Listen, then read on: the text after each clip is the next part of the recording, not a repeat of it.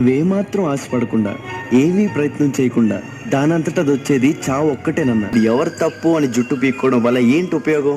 అందరికీ మనశ్శాంతి పోవడం తప్ప. చూడు లక్ష్మి, జీవితం అనేది ఏ స్టేజ్లో కూడా మనకు అనుకూలంగా ఉండదు. ప్రతి చోట అడ్జస్ట్ అవ్వాలి, తప్పదు. మనం ఇతరుల్లో చూసి అసహించుకునే లక్షణాలు మనలో కూడా ఉంటాయి.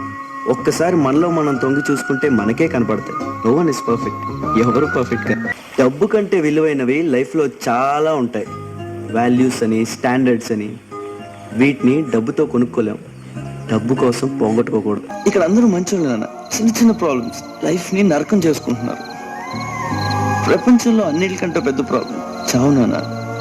దీంతో పోల్చుకుంటే ఈ ప్రాబ్లమ్స్ ఏ పాటివి? లైఫ్ ఈజ్ బ్యూటిఫుల్ రా. రోడ్డు పాలు చేయకండి, దాని విలువ తెలుసుకోండి రా ప్లీజ్. చచ్చిపోతారు, నేను చచ్చిపోతాను, కానీ మావాడు కొంచెం ముందు పోయాడంతే. బ్రతికినంత కాలం నవ్వుతూ బ్రతకాలి, నవ్విస్తూ బ్రతకాలి.